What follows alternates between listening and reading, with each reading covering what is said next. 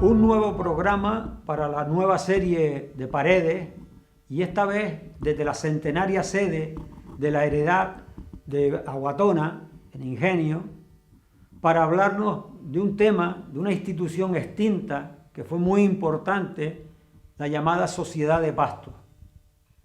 Contamos con Feluco, Rafael Sánchez, que ha trabajado durante años en todos los legajos y en la memoria intangible del pueblo para darnos a conocer esta importantísima institución de siglos pasados que organizaba y solucionaba problemas de la sociedad antigua de Ingenio.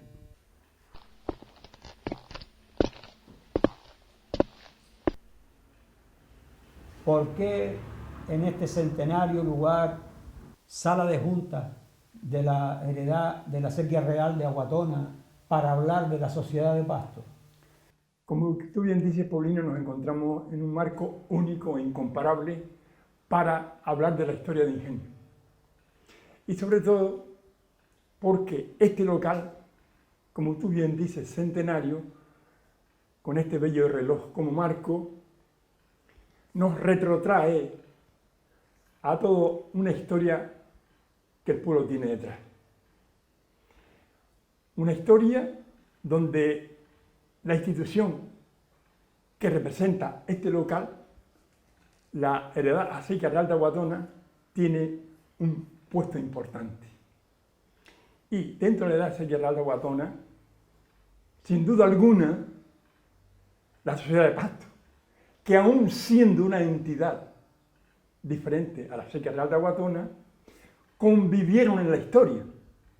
Y es por ello por lo que posiblemente esta documentación de este patrimonio intangible que tenemos de la Sociedad de Pastos permanezca custodiados en ella. Tenemos que hacer, antes que nada, de entrar de lleno en este programa, Paulino, tenemos que hacer un agradecimiento muy especial a los dirigentes de la Sociedad de la Heredad Acequia Real de Aguatona, que siempre han estado predispuestos a colaborar cuando se les ha requerido para que se desvele la historia, no solamente de la entidad, sino de todo el pueblo, ya que la heredad es el organismo más antiguo que pervive desde el siglo XVI.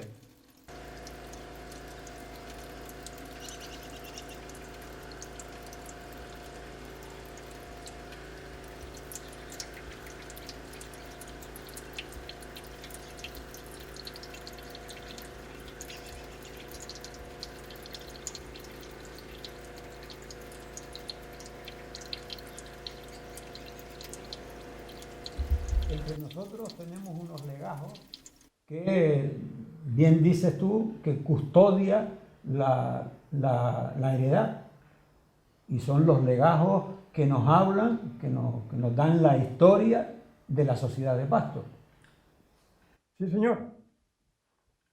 Porque aquí hay, digamos, dos vías que nos llevan al conocimiento de este patrimonio intangible que es la Sociedad de Pastos, de la cual yo siempre hablo de una manera vehemente, porque considero que por sus circunstancias y por la forma en que se llevaba a cabo toda su organización, es sin duda alguna única en el mundo. Porque yo diría que la Sociedad de Pastos constituyó un ejemplo de lo que es una sociedad comunal o comunitaria, donde los bienes de particulares se ponían al servicio del pueblo. En una época del año, ¿no? Bien, en una época determinada del año.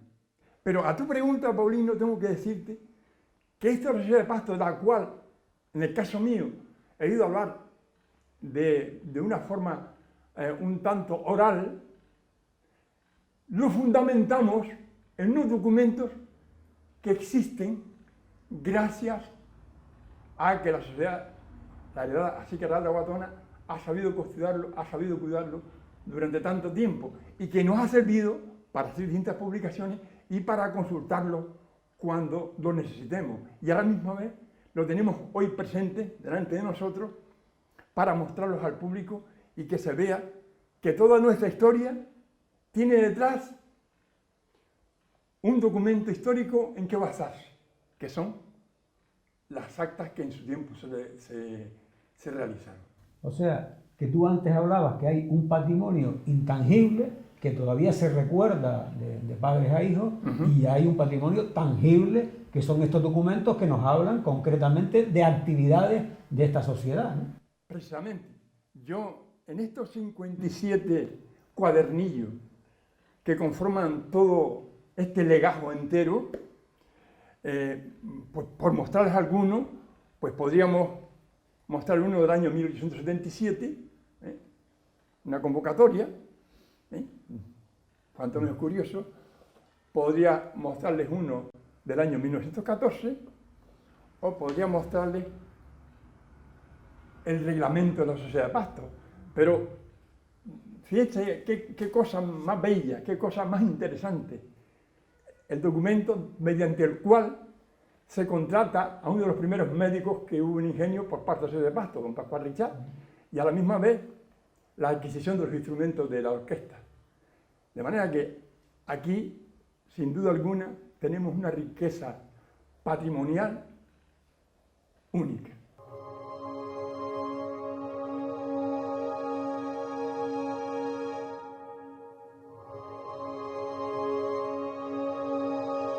Una vez centrados en esta extinta institución, ¿nos podía hablar un poco de cómo funcionaba la Sociedad de Pasto? Yo creo, Paulino, que antes de hablar de la Sociedad de Pasto, tenemos que meternos en la historia y hablar de unos antecedentes. Unos antecedentes que se remontan posiblemente al siglo XVI, no lo tenemos seguro,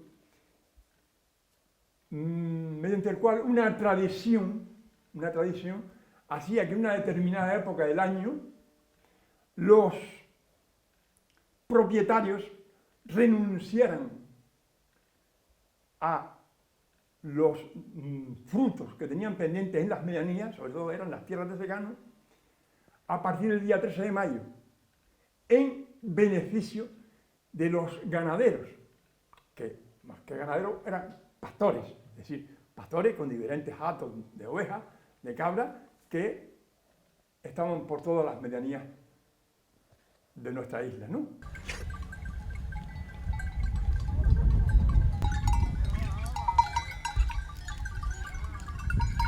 Esa tradición, digamos, atávica, de renunciar, se suponía que era cuando terminaba la zafra, el 13 de mayo, a esos frutos, y que los pastores, que eran, digamos, mucho más humildes, más modestos que los propietarios, entraran en esos predios a pastar, va a crear un conflicto a principios del siglo XIX, porque ya muchos propietarios dicen que, bueno, que lo de ellos no tienen que ceder solo a los pastores, que ellos tienen sus propios derechos, y crean un conflicto que llega hasta la Audiencia Territorial de Canarias.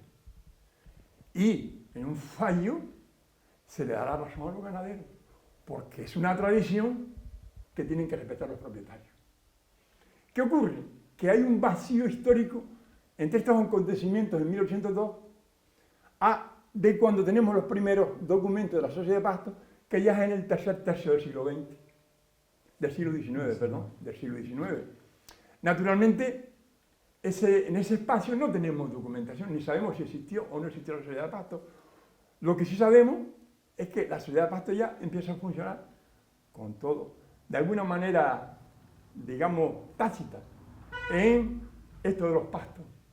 Yo creo, y lo fundamento un poco, en que hubo una necesidad de oficializar esa tradición oral, que no estaba escrita, de oficializar mediante una organización para llevar a cabo este reparto de los pastos entre los pastores de una manera un tanto organizada.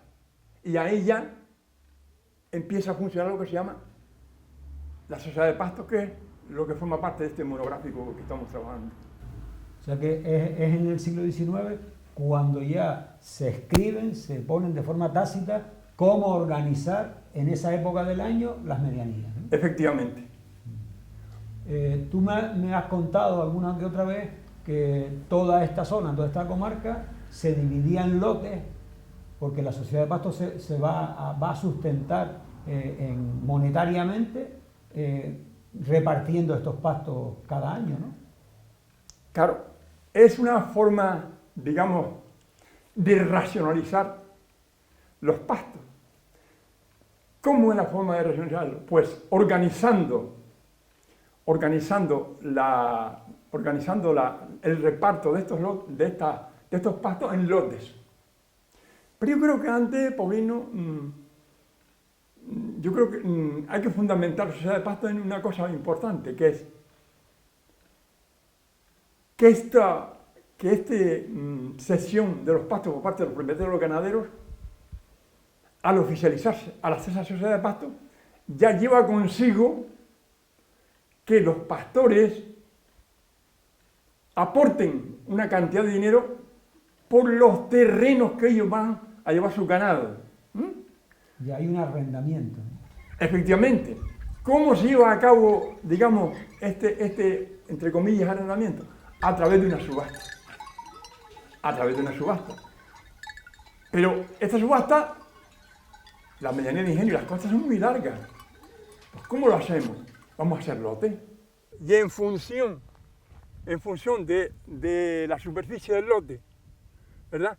Que más o menos todos eran casi de igual superficie, ¿no?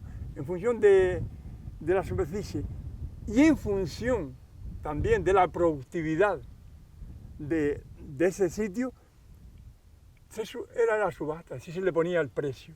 Que el precio de entrada era el...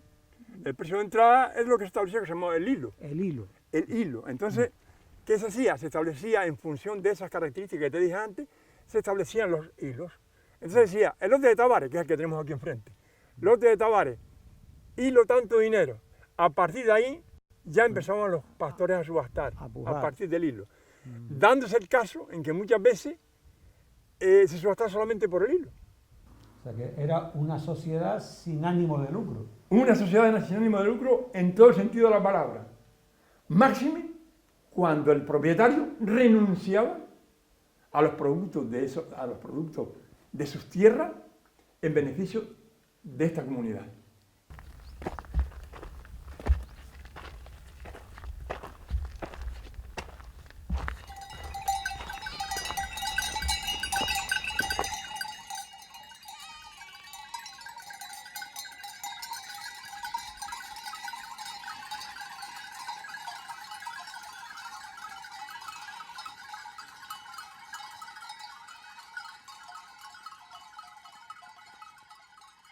Y los ejemplos no pueden ser más significativos, Paulino, porque ellos eligen aquellas cosas que consideran más necesarias para la población de ingenio de la época. Y te estoy hablando de la enseñanza, te estoy hablando de la cultura, te estoy hablando del divertimento de la gente, te estoy hablando de caminos. Por lo tanto, son acciones de tipo comunitario que van en beneficio de toda la población. No se excluye a nadie.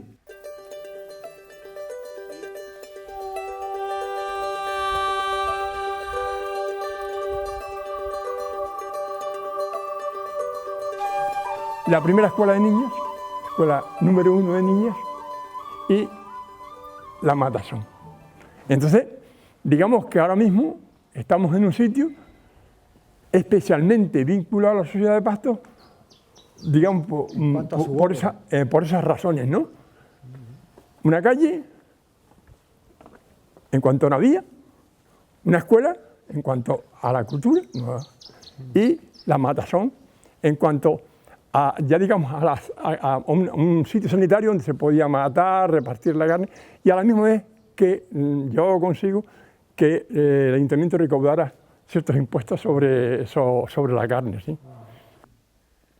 El hecho de que la primera escuela de niños y la primera Matasón la hiciera la sociedad de pasto es una de las razones que están ahí.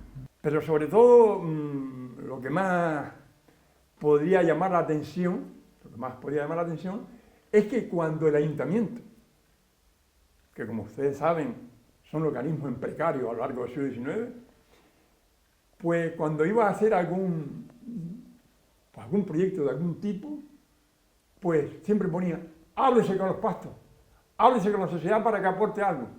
Oh, hay que hacer una fiesta, que se hable con los dirigentes de los pastos para ver si puede dar algún dinerillo. Es decir, todo el mundo recurría a la sociedad de pastos para ver si puede. Hay que tener en cuenta que, sin duda alguna, la economía se movía en torno a la propiedad privada, en manos a lo mejor de muy poca gente, que eran los propietarios, ¿no? La propiedad estaba restringida a esas familias, ¿no? Y dependían mucha gente, mucho de ellas, tanto arrendatarios como todo en general, ¿no?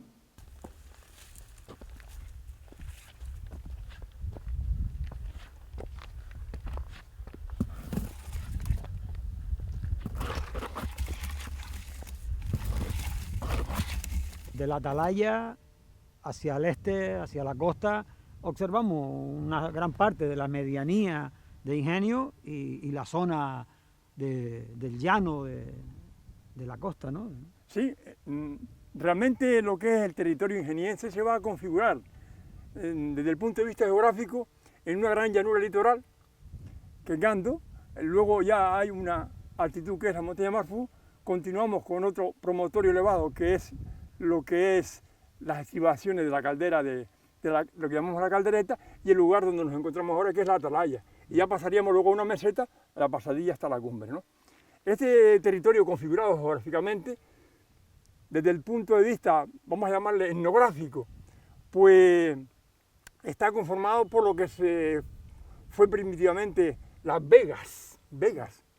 Y tenemos lo que fue la costa de Gando, ese territorio llano, que era de regadío en una parte de ella, lo que es la vega de Aguatona, también de regadío, y luego ya pasamos a Secano, que es lo que es la vega castaña, que es lo que estamos contemplando ahora en este momento, la vega castaña, para pasar de aquí ya a la zona de cumbre, ya una vez subimos la pasadilla.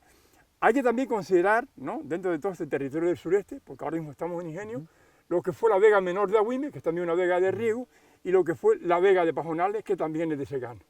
Pero como quiera que el programa que nos trae aquí es la sociedad de pastos, vamos a ceñirnos casi estrictamente a la zona de Ingenio. Había mucha diferencia, Feluco, dentro de estos lotes en cuanto a productividad.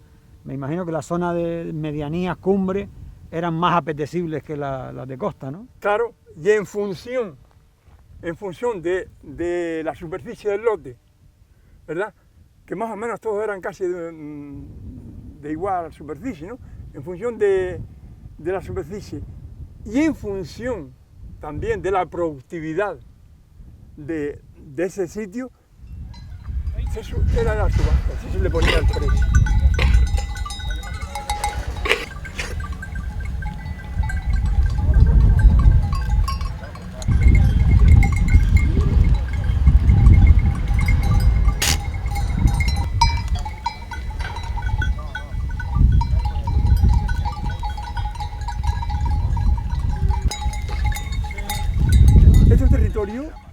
A ser de secano, quien venía a labrar estas tierras eran la gente del regadío, que vivían en los pueblos, naturalmente, hasta que más tarde se pobló la pasadilla, el roque y eso, pero vamos. Tenían las labranzas, las vacas en la parte de abajo, y en la época de, más o menos de ahora, que es la época de septiembre, octubre, noviembre, se araban las tierras, y ya en los meses de abril, marzo, abril, pues se venía a recoger la cosecha, que es lo que se llamaba la zafra. ¿Cuándo terminaba esta faena? Sobre mayo, que era cuando ya se recogía el trigo. Era cuando ya, de manera tradicional, era cuando ya los labradores decían, yo en el verano no voy a la cumbre. A ver, los calores, y las sementeras que no se habían cogido, y los manchones, que se llaman así a lo que no se había sembrado, más los arrizos de los barrancos, ahí se quedaba hasta que volvíamos otra vez a la lluvia. Y era más o menos aproximadamente la fecha del 13 de mayo, que era cuando ya los pastores invadían con el beneplácito de los dueños esos terrenos. ¿Entiendes? Digamos que ese puede ser el origen de la sociedad de pastos. Las vegas de las que ya hemos hablado, Feluco, veíamos que se distribuían en lotes para el uso de esa zona de estío, pero también la parte de cumbre era utilizada de la misma forma, ¿no? Sí, señor. Con la perspectiva del Pico Mojón que tenemos frente, tenemos una gran meseta, una gran llanura que es el Lomo de Caballo, que es una zona, digamos, de la más rica de la isla en cereal. Y en una época incluso se llamó el granero, porque como verás es una amplia zona. Bueno, pues ya hay en el Lomo de Caballo, aquí frente de nosotros, ya había un lote. Y dentro de esa comarca del Lomo de Caballo, que llaman el Pilón, había otro lote. Y ya en la cercanía, que es lo que llaman el Sardo, había otro lote.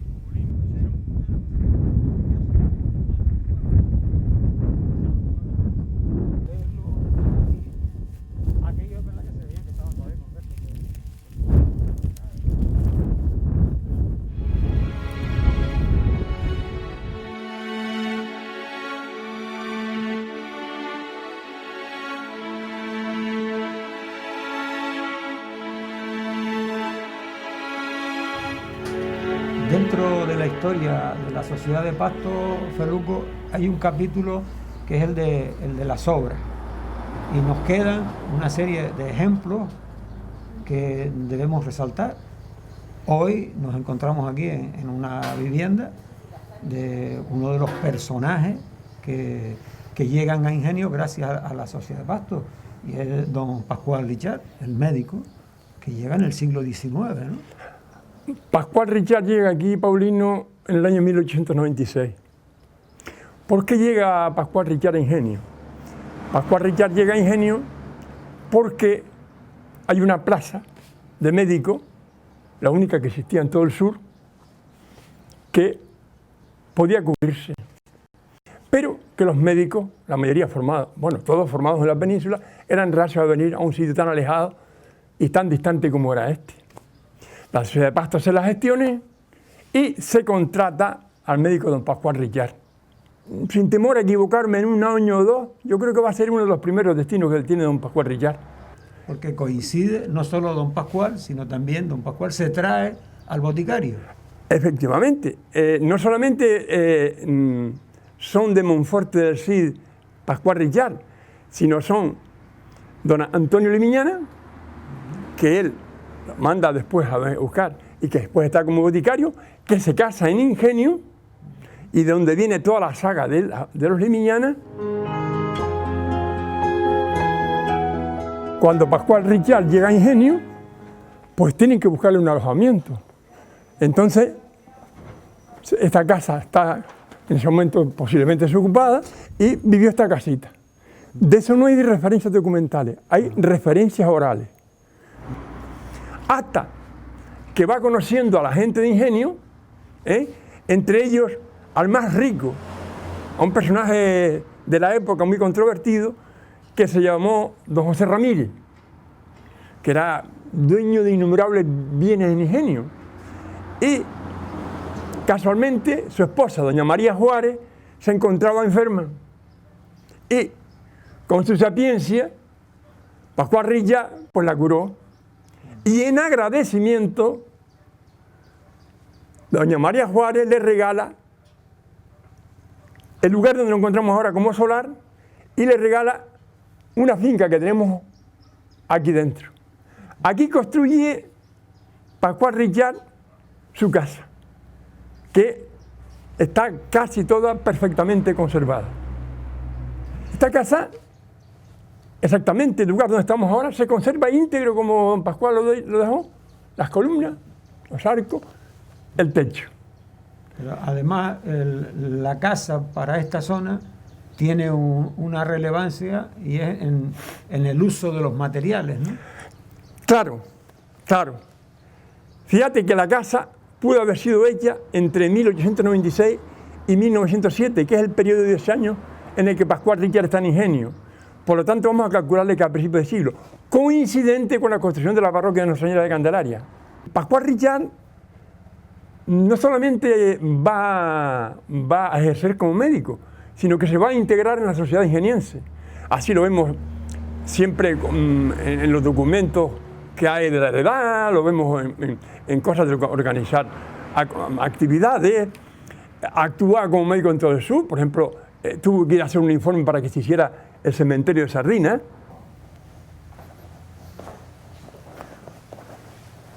Fíjate.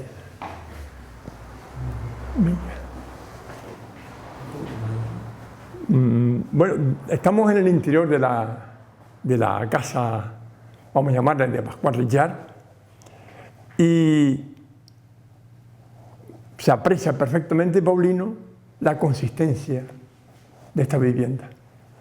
Observemos la distancia que hay entre viga y viga, el cemento, que aún conserva exactamente donde la madera, como se ponía sobre él. La huella del encofrado. La huella del encofrado, perfectamente. Y me llama mucho la atención, desde la primera vez que entré en esta casa, la habitacioncita que se encuentra aquí al lado, donde él depositaba, como tú comentabas antes, sus medicinas y sus potingues, y la alacena, una alacena que todavía conserva la dueña de la casa, Antonia Espino, que tan gentilmente nos ha dejado la llave primitiva de eso, con el sabor histórico que pueda tener una cosa tan simple como es una llave, ver que es la llave que abría las puertas de la alacena donde Pascual Richard guardaba su medicina.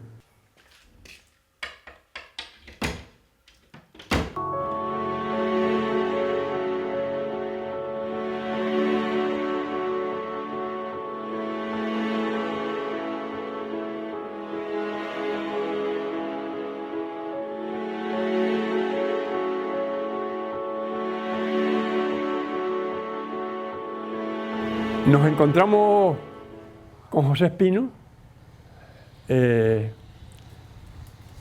uno de los hermanos de la familia Espino que heredaron su casa, ahora son de dos hermanos, no sé. Y nos comentaba Pepe que en esta trasera era don Pascual Richard, tenía el mulo, creo que era un mulo, con el cual se trasladaba a ver sus enfermos me imagino que por todo el sur, ¿no? Y que se encontraba concretamente en este lugar y que se conserva, que incluso nos dice Pepe que esta ventana se conserva en la antigüedad.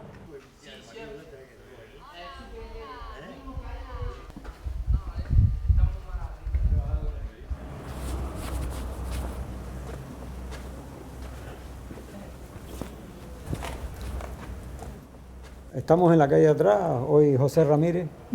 Quería que me hablaras un poco de la vinculación que tiene esta calle con la Sociedad de Pastos. Bueno, la calle de atrás, que también primitivamente se llamó la calle del Almendro, que dio después también origen un poco a este barrio, es una calle muy emblemática, eso hay que decirlo en principio, ¿no? Emblemática e histórica, porque ya de esta calle hay ya reseñas documentales del siglo XVI, porque digamos que era el camino que conducía a la Vega Castaña. Es decir, todas estas casas que están por aquí están descritas ya en el siglo XVI. Pero sobre todo, esta casa tan grande, tan enorme que vemos a la derecha, el dueño era don José Ramírez, ese personaje del cual hemos hablado, cuya esposa donó los solares para don Pascual Richard, que fue presidente de la Sociedad de Pastos, don José Ramírez. Entonces, naturalmente, vemos que tiene vinculación en tanto en cuanto a la figura de don José Ramírez, personaje que ya hemos hablado, histórico y tal, y porque en algunos documentos de la Sociedad de Pastos se reseña que la sede se encontraba en esta calle. Sabemos que en esta calle había mucha gente, digamos, de esa relevancia. ¿Por qué? Porque era una calle que era importante en cuanto era un nudo de comunicación con la medianía, ¿no? El trasiego se hacía por aquí. El trasiego era por esta calle, ¿no?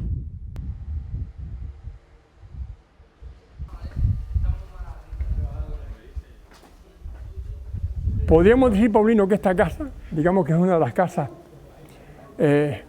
más importantes, digamos, en cuanto a sus dimensiones, ¿no?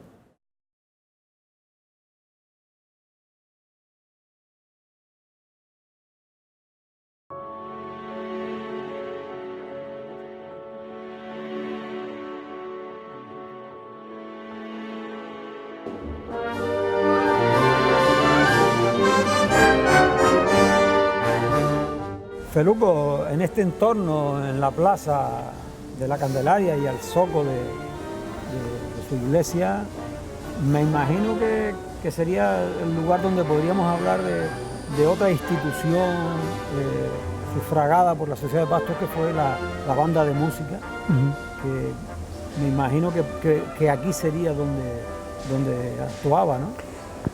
Claro, por buscarle un marco a las actuaciones de la banda de música que creó de Pastos y que mantuvo con su dinero, pagando instrumentos, pagando a los directores que venían de Las Palmas.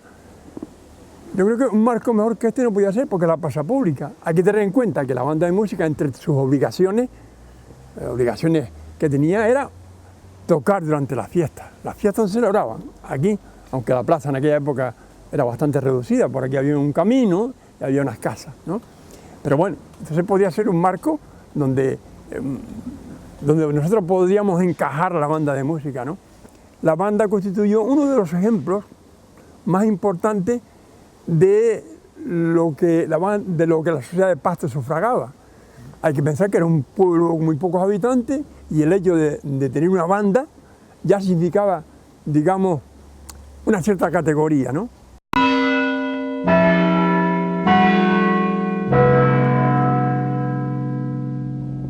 En cuanto a la iglesia, habría que decir que también se contó con la Sociedad de Pastos para que, de alguna manera, sí, para que aportara un poco algunas cantidades. Incluso se habla de la venta de un solar junto a la calle Nueva que ellos tenían y tal, porque siempre cuando se hacía cualquier cosa siempre se recurría a la Sociedad de Pastos para que echaran una mano, ¿no? La familia Richard tiene relación con la iglesia en cuanto a una donación que hacen la pareja, ¿no? Claro. Ese don Pascual Richard y su mujer, doña Severiana Pérez Terol, donaron a la iglesia las pilas bautismales, es decir, tanto las pilas como la placa conmemorativa porque está hecho con mármol de Novelda, que precisamente Novelda, que es el lugar donde nació la esposa de don Pascual Richard, hay unas canterías y según noticias esas canterías fueron labradas, esas pilas fueron labradas y embarcadas por el puerto de Alicante con destino a esta iglesia y hoy felizmente la conservamos, ¿sí?